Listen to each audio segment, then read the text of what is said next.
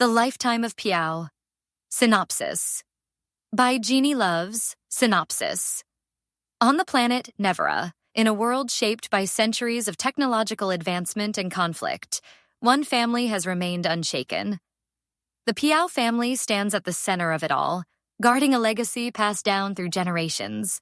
At the heart of that legacy is the World Tree. More than a symbol, it is a living archive. It holds the recorded lives of the Piao bloodline, along with generations of accumulated knowledge, research, and innovation knowledge drawn from the diaries of those who came before, powerful enough to reshape the world itself. At the center of this legacy stands Angela Piao. Unlike her sisters, Grace Piao, the head of the family, and Angel Piao, who commands its military power, Angela has lived a sheltered life, immersed in technology and far removed from the responsibilities of her bloodline. But that distance cannot last. The outside world is closing in. As pressure rises to access the World Tree and the knowledge it contains, the Piao family faces a turning point they have avoided for generations. For the first time, their control is no longer absolute. And the decision falls to Angela. Not because she wants it, but because she must. Beyond the family's walls, people like Cale Everwin, tied to the Piao bloodline yet raised far from it, reveal a truth the family can no longer ignore. Their influence has already spread beyond their control, and the world has begun to notice. It is watching, waiting, demanding answers. Caught between preservation and change, secrecy and exposure, Angela must decide whether the World Tree remains protected or becomes something the entire world can claim. To make that choice, she turns to the past. Through the records within the World Tree, Angela traces the path that led her family here, searching for an answer hidden in history, one that may reveal the truth behind the tree itself. The Lifetime of Piao. Prologue. Part 1. The Mirror of Knowledge. Angela's breath came unevenly. I don't know what to do. Her voice cracked, her hands gripping her hair. This is stupid. All of it is stupid. They all knew what they wanted, every single one of them. And I'm just... Her words broke apart. I didn't even ask for this. The space above her stretched endlessly, dark and vast, filled with layers of softly shifting leaves.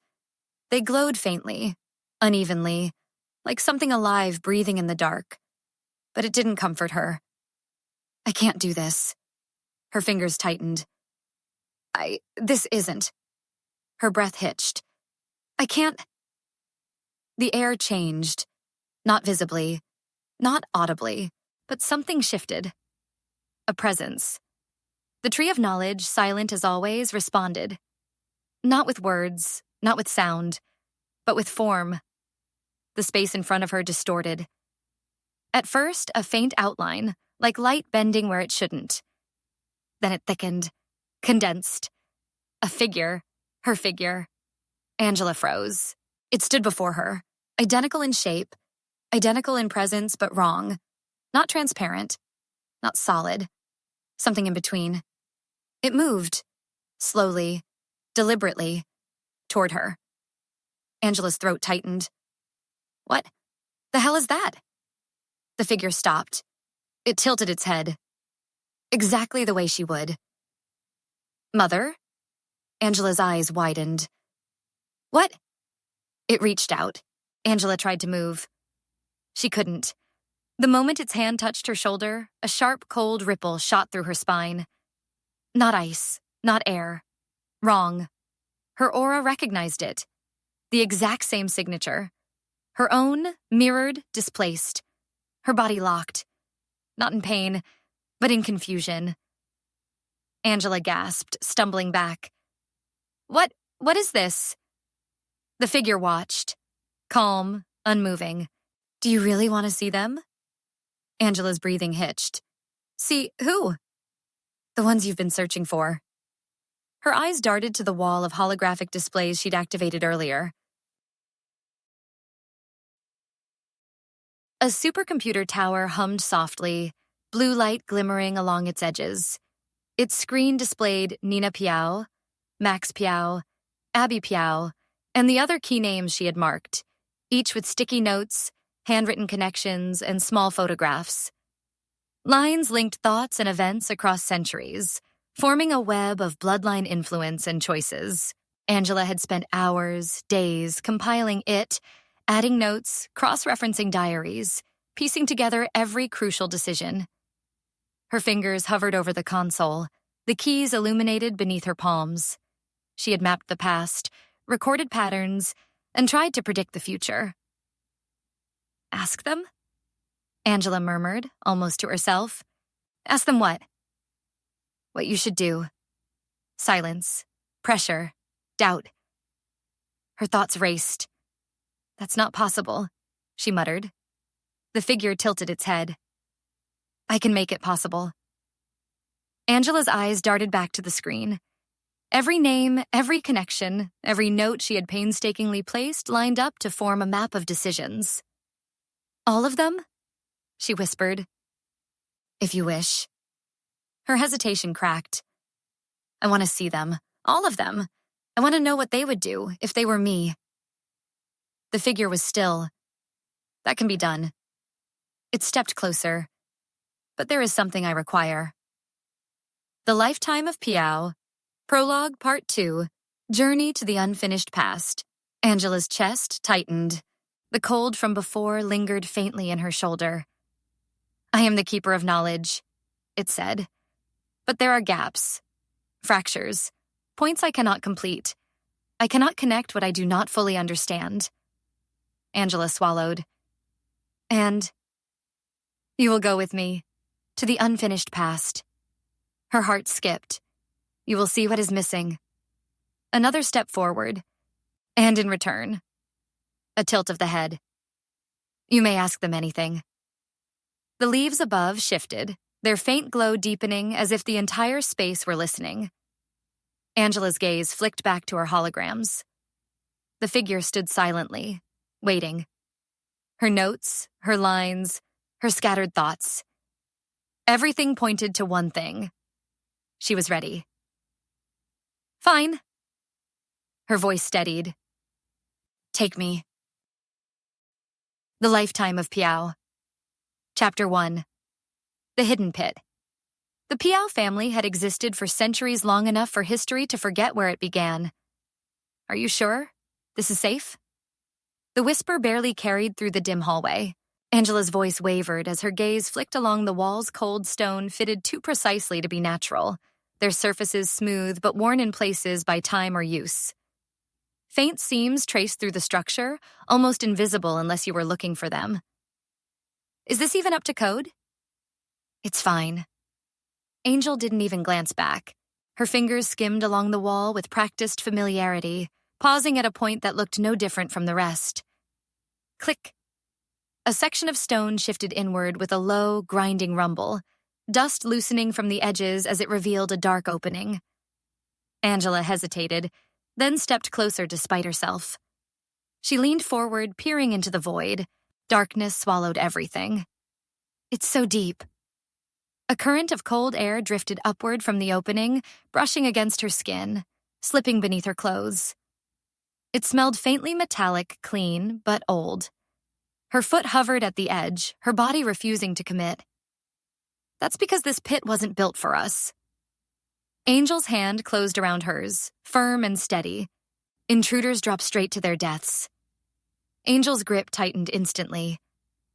For bloodline members like us, Angel added, a smirk tugging at her lips, we'd only end up in the underground prison for questioning.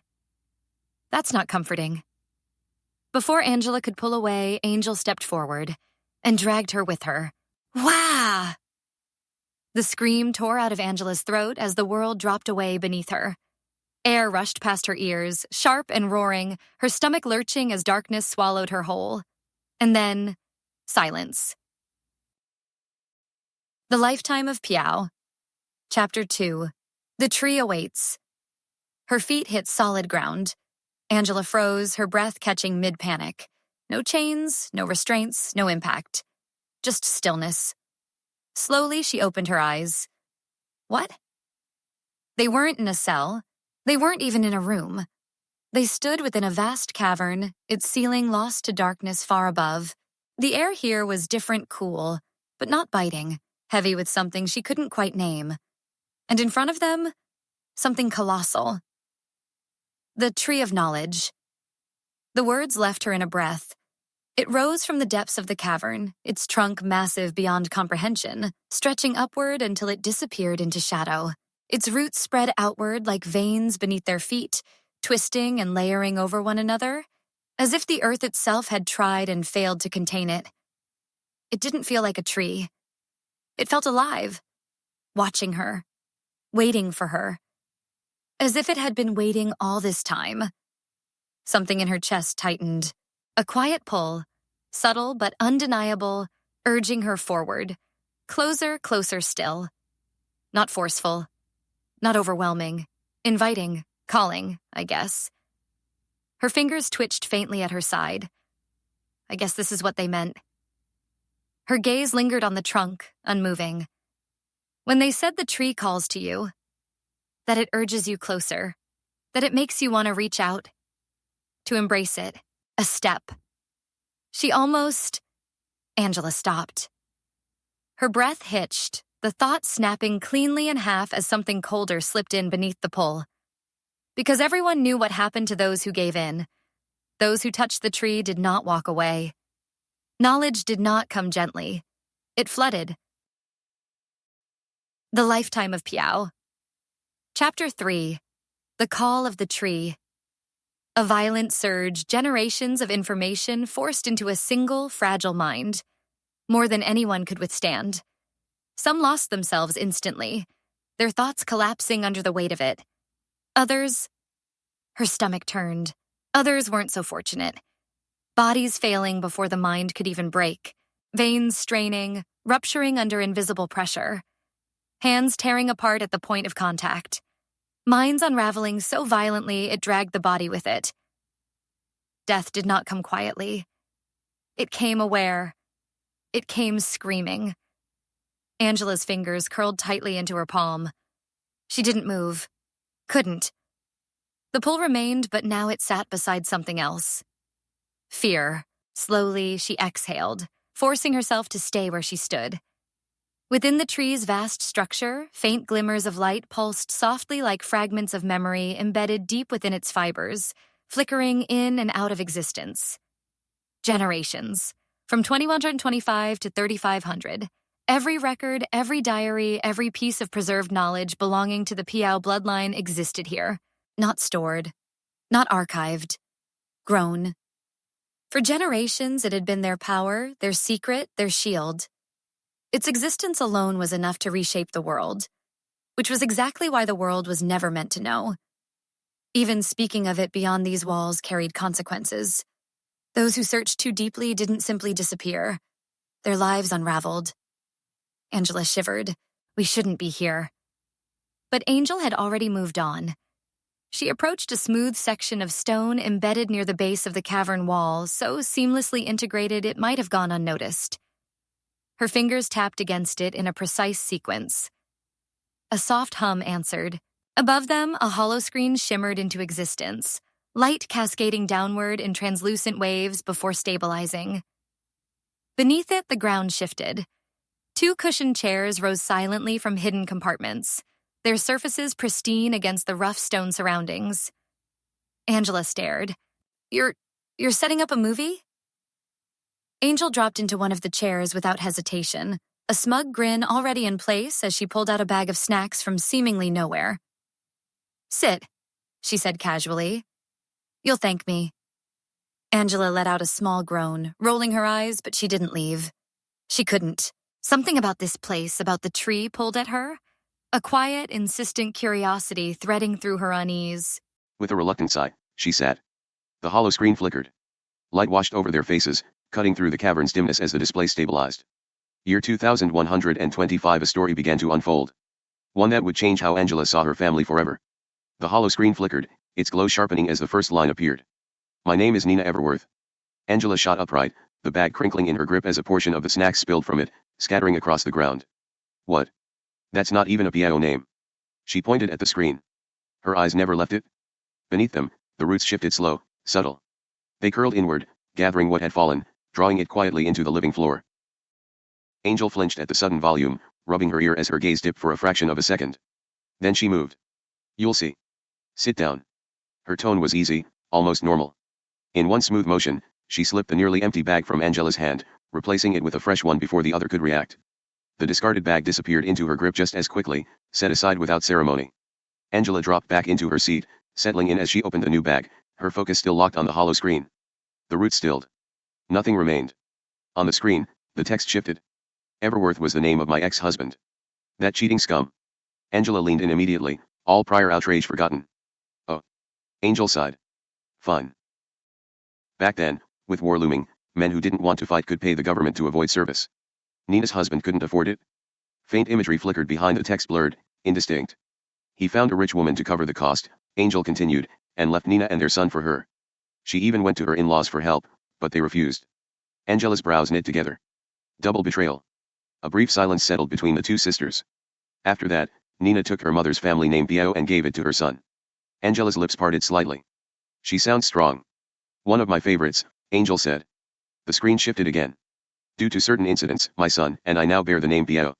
Angela frowned. Wait, that's it? Why so vague? These are summaries, not full diaries, Angel explained. Just enough to give context before the council meeting. Angela slouched until Angel leaned closer. When this is over, I can put you in the system? You'll be able to come back and read as much as you want. Angela straightened instantly. Really? I mean, yes, of course. That sounds reasonable. Angel snorted quietly. Then The Lifetime of Piao, Chapter 4 Max's First Steps. Angela shrieked, grabbing onto Angel, her grip tightening around her arm. What happened? Angel remained calm, watching. My baby. Angela blinked, her body stiffening. What is it? He, Angela leaned forward, releasing her sister as she edged closer, her body tilting as if she might fall into the screen itself. He what?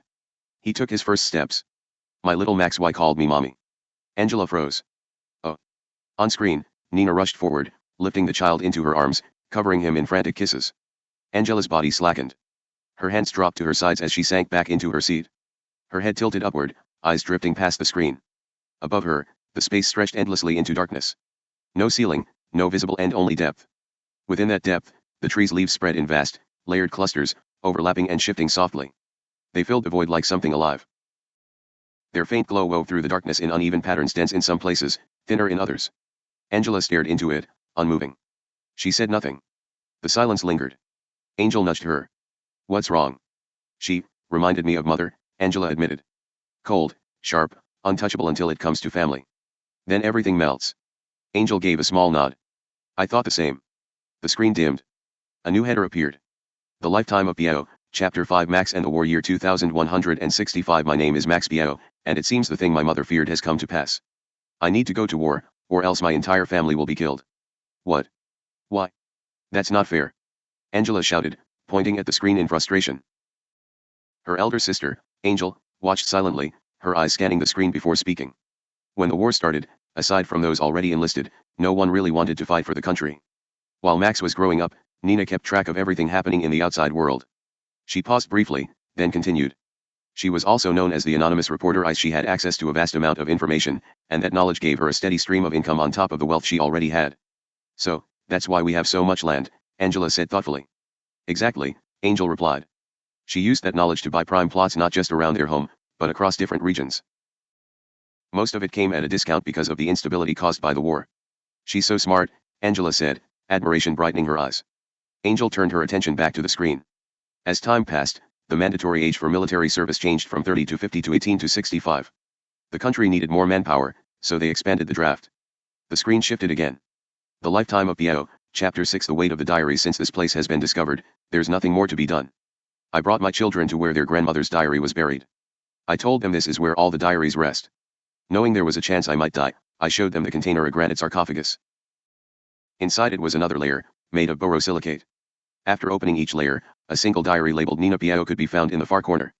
I placed my own diary beside hers. Only after placing your own diary inside are you allowed to read the others that rest within. Angela's eyes widened. Did I hear that correctly? A granite sarcophagus, and another layer made of borosilicate.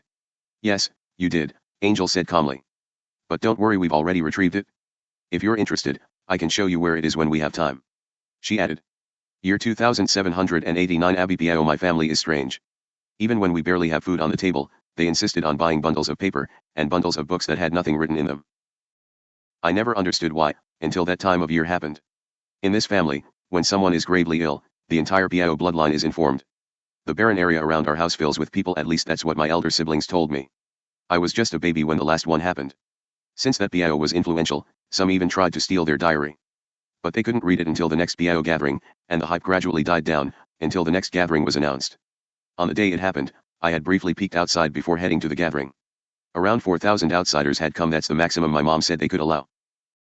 Along with them, every member of the Piao bloodline, the extended family, and their in-laws arrived. The place, which had once seemed empty as far as the eye could see, was now filled and alive with people. I couldn't understand the exact numbers. There were just so many people. Some carried trinkets. My mother told me they were cameras, capturing this historic event, trying to see who the hero was and what they had written in their diary. The first day ended. I learned that the Piao bloodline is so funny. While browsing through a kid-friendly version of the family diaries, I discovered accounts that were lighthearted, silly, and sometimes incomplete. Some Piao had died young, some had strange habits. It was funny to read, even if I didn't fully understand everything. After noticing my interest, my parents said I could read 10 diaries until the next celebration of life. If I wrote 10 pages in my own diary, I could read even more without waiting for the next celebration. I'm currently 10 years old, which means I have many years ahead. I, Abby Piao, vow to read almost all the diaries of the Piao bloodline. The Lifetime of Piao, Chapter 7. Preserving the Past. Angela, the younger sister, watched quietly, trying to understand why Abby's story was considered important for this briefing and essential for the council meeting. After Abby finished speaking her vow, a small holographic figure of her was seen raising her hand high in the air, repeating her words with a brighter and wider smile each time. After repeating it 4 times, she turned to the window of her 4th-floor room, gazing at the crowd outside. The forested area beyond the barren land was alive with people starting to pack and set camp. Lovely chatter, rustling noises, and fireworks celebrating the hero's life floated up to her ears. Smiling, Abby returned to her diary and continued scribbling away. "Why didn't you speak much?" Angel asked, curious as the summary neared its end. "She was cute, but I don't understand why she's in the summary." "It seems she didn't change anything," Angela said, pointing out a critical observation. "Well," Angel said, "thanks to her, we can learn about Nina, Max, and all the past and present Piao." "What do you mean?" "As time passes, language changes, and paper decays. Diaries can be lost if not preserved properly." "Why is that important?" When she became head of her family, Abby made small rule changes. Piao descendants could read diaries on non-special days if they helped translate or copy them, preserving the information for future generations. "That would take a lot of paper," Angela said. "Yes, and many protested. The bloodline shouldn't use so much paper, especially with the environmental impact." "So what did she do?" Angel explained the system in greater detail. "She bought 2 massive plots of land, one full of trees, one barren. She hired teams, one to cut trees and send them to a factory she built halfway between the plots, and another to restore the barren land with new generational trees. She decreed that all diary copies must use paper from that factory." "Well, that's one way to handle it," Angela said. "I agree," Angel replied, lowering her eyes. "But the protests didn't stop, right?" "Yes, factories at the time caused a lot of pollution," Angel explained, pulling up a small holographic report from her watch. "Some people tried to use that to challenge her plan, but she cleverly secured the surrounding land and negotiated with the government to access one diary every 10 years under restrictions." Her elder sister chuckled. "What are you laughing at?" Angela asked, curious. "I remembered the funny statement she made about the Piao bloodline," Angel began, but her words were cut off as the screen shifted to a new section. "The Lifetime of Piao, Chapter 8. The Twins and the Equal Rights Movement. Year 3000. Oh, this one is about twins just like us," Angel said, tilting her head as she recalled a memory. Finally, the scene she had been waiting for appeared. "Why is that important?" Angela asked. "Look at the year and think about what I just said. The Equal Rights Movement." The youngest's eyes widened in realization. Yes. This was the start. The first time someone from the same direct Piao bloodline brought swords to each other's throats. Whose POV are we going to see from? Why? Are you curious? Yes. I already know Andrew's side, at least some of it from history lessons, Angela said bluntly. So you want to see Audrey's side? Yes. Her diary can be found in the World Tree if you wish to learn more about her, Angel said gently, though she made it clear her wishes wouldn't be fulfilled. Oh. Angela tried to hide her disappointment, but it slipped through.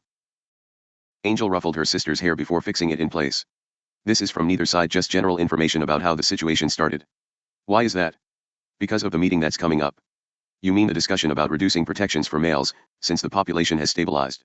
"You could see it that way, but to avoid letting conflicting emotions influence our decision, or more importantly, your decision, we're only seeing a summary based strictly on facts."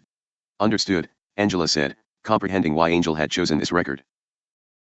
Auditru and Audrey, the twins. In a time when women outnumbered men, a nationwide policy was created to protect men until their population stabilized to a standard level. Audrey was advising her brother to stay in line. What he planned wouldn't work, and because of her role, they would end up fighting if he continued. Andrew understood his sister's words were for his safety and future. But remembering a past where men had freedom, his heart hardened. Something had to change, and he was determined to make it happen. Angela's eyes widened. She knew the story was far from over. The Lifetime of Piao, Chapter 9, Self-Reliance and Shadows. It seems it's time to leave. Angel removed the screen, pressed a few buttons, and everything began to retract. Oh, look here, she said, scanning Angela from head to toe. Now you're in the system, you won't need my help to return. Angel. Yes. Angel stopped when she heard her name. What would have happened if Abby had listened to those people and stopped her idea of copying and summarizing the diaries? Angela asked, gazing at the empty space where the hologram had been. Angel considered, then answered carefully. It's similar to what would have happened if Nina hadn't left for the lesser-known tribes. Angel began toward the exit, noticing her sister lagging behind. She called out, Angela, we need to go. Angela snapped back to reality and spoke, couldn't Nina have just paid for her son not to go to war? Why go through all that trouble? I know it worked out, but I still don't understand her motivation.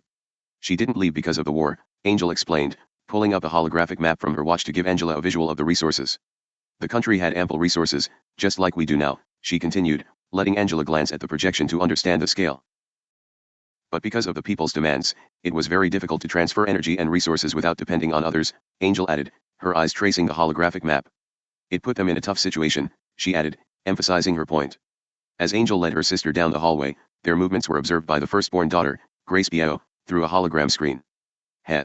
Grace's quiet, angry chuckle echoed through the meeting room, making everyone sweat in fear.